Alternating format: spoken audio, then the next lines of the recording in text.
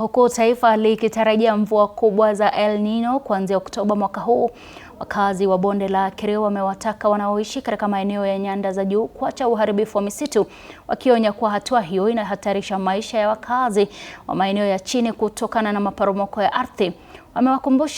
Kumbuka kwamba wakazi hao wamewakumbusha maafa yaliyoshuhudiwa Chesongoch Novemba mwaka 2025, ambapo watu wengi walifariki na mali ya thamani kubwa kupotea, wakisema tukio hilo linapaswa kuwa funzo kwa wote kuhusu umuhimu wa kulinda misitu. Wakizungumza na wanahabari katika eneo la Chepsingot, wakazi hao wameelezea hofu kwamba iwapo mvua za El Nino zitanyesha, huenda wakakumbwa tena na maafa kutokana na uharibifu wa msitu katika nyanda za juu, ikiwemo Tambach ambako pia kulishuhudiwa maporomoko ya ardhi Februari mwaka huu, na pia wameitaka serikali kuweka mikakati madhubuti ya kulinda na kuhifadhi msitu katika maeneo yenye minuko miinuko ukipenda, ili kupunguza athari za maafa yanayosababishwa na mvua kubwa.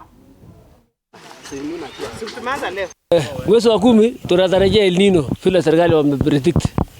Tunasema kwamba sasa kama tukikata huko miti yote, El Nino tafunja sisi kama vile ilifunja Embabut pande ya Chesongoch.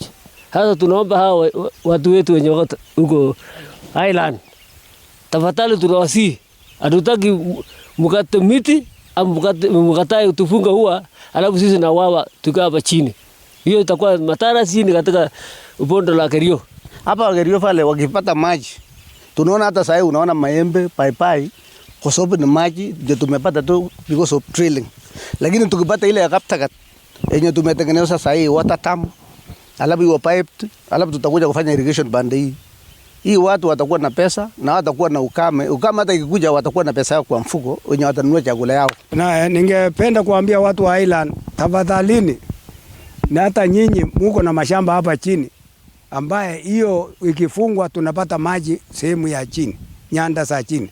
Na hata hivyo itasaidia umomonyoko ya udongo isifanyike.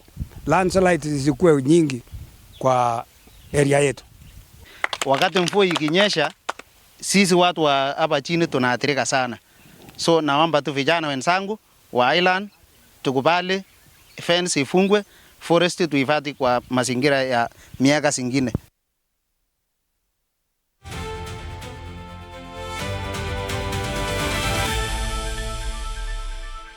Tunapanda hii mwezi wa 4. Nasema nauliza Butuna.